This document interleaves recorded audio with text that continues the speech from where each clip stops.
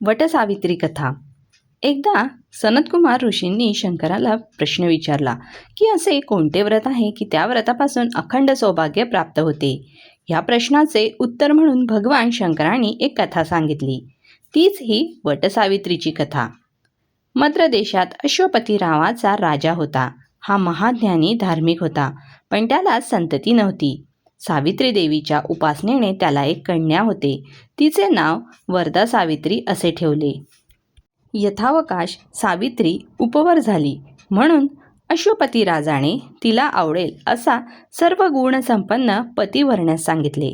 सावित्रीने धुमसेन राजाचा पुत्र सत्यवानास वरले। सत्यवानाचा पिता आंधळा व राजभ्रष्ट होता, म्हणून तो आपल्या परिवारसहित अरण्यात राहत होता। सत्यवान हा शूर गुणसंपन्न असला तरी तो अल्पायुषी आहे व आजपासून वर्षाने देहत्याग करील, हे देवर्षी नारदांनी अश्वपतीला भाकीत सांगितले होते। म्हणून अश्वपती राजाने सावित्रीला दुसऱ्या वराची निवड करण्यास सांगितले, पण सावित्रीने निश्चयपूर्वक सत्यवानाशीच विवाह केला। काही काळ लोटल्यानंतर सावित्रीने नारदांनी सांगितलेले ते भविष्य न विसरता वटसावित्री व्रताचा नियम केला। आपल्या पतीच्या आयुष्याचे 3 दिवस राहिले असून चौथ्या दिवशी त्याचा मरण्याचा आहे हे जाणून त्रिरात्र व्रत केले। चौथ्या दिवशी व्रताची समाप्ती केली। त्याच दिवशी सत्यवानाबरोबर सावित्री अरण्यात गेली। लाकडे तोडून झाल्यावर सत्यवानाला अतिश्रमाने ग्लानी आली, म्हणून सत्यवान एका वडाच्या झाडाखाली सावित्रीच्या मांडीवर डोके ठेवून झोपला। थोड्याच वेळात सत्यवानाचे प्राण नेण्यासाठी यम स्वतः आला। सावित्रीने त्याला ओळखले व नमस्कार केला। सत्यवानाचे प्राण घेऊन यम जाऊ लागला, तेव्हा सावित्री दुःखित होऊन यमाच्या मागून जाऊ लागली। यमाने तिला परत जायला सांगितले। यमाचे शब्द ऐकून सावित्रीने पत्नीनिष्ठा, कर्तव्य, प्रतिव्रतेचा भावना यांचा द्विधांगपूर्वक विवेचन केले। तिची ही वाणी ऐकून यम प्रसन्न झाला। यमाने तिला पतीच्या प्राणाशिवाय काहीही मागायला सांगितले। तेव्हा सावित्रीने आपल्या सासऱ्याची दृष्टी परत द्यावी असा वर मागितला। यमाने तथास्तु म्हटले। त्यामुळे दिव्य शक्तीने सावित्रीच्या सासऱ्याला दृष्टीलाभ झाला।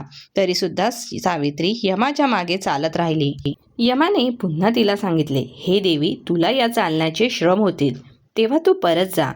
तेव्हा सावित्री म्हणाली की पतीच्या सानिध्यात असताना श्रम कोणते? ज्या मार्गाने माझे पती जातील तेथेच मला गेले पाहिजे। हे तिचे बोलणे ऐकून व पतिनिष्ठा पाहून यमाने तिला दुसरा वर मागायला सांगितले। तिने आपल्या राजभ्रष्ट सासऱ्याचे राज्य परत मागितले, त्यामुळे तिच्या सासऱ्याचे राज्य परत मिळाले। तरी सुद्धा दूर अंतरापर्यंत सावित्री यमापाठून चालत राहिली। वाटेत तिने यमाला सत्पुरुषांच्या सनातन धर्मासंबंधी सांगितले। हे ऐकून यमराजाने तिला सत्यवानाच्या प्राणाशिवाय तिसरा वर मागायला सांगितला। सावित्रीने आपल्या निपुत्रिक पिताला पुत्रलाभ होण्याचा वर मागितला। तरीही सावित्री यमाच्या पाठोपाठ चालत राहिली। वाटेत ती यमाला सांगते की तुम्ही साक्षात सूर्याचे पुत्र, स्वधर्माने तुम्ही प्रजा चालवता, म्हणून तुम्ही धर्मराज ओळखले जाता। हे शुभवचन ऐकून यमराजा संतुष्ट झाला व तिला सत्यवानाच्या प्राणाशिवाय चौथा वर मागायला सांगितला। तेव्हा सावित्रीने सत्यवानाला 100 पुत्र व्हावेत व पतिकुळ वृद्धिगत व्हावे असा वर मागितला। तरीही सावित्री यमामागे जाऊ लागली। वाटेत तिने यमाला साधूच्या वृत्तीविषयी, सत्पुरुषांच्या गुणाविषयी, त्यांच्या परोपकाराविषयी सांगितले। यमराजाने तिच्या या बोलण्याचे संतुष्ट होऊन एक अप्रतिम वर मागायला सांगितला। तेव्हा सावित्री म्हणाली की मला स्वर्गसुख नको, पतीशिवाय मला कशातच सुख मिळणार नाही।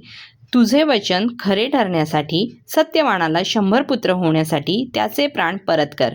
शेवटी यमराजाने सत्यवानाचे प्राण परत केले।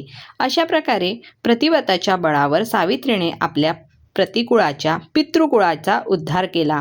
आपल्या दिव्य शक्तीने प्रत्यक्ष यमाकडून आपल्या पतीला जीवदान दिले।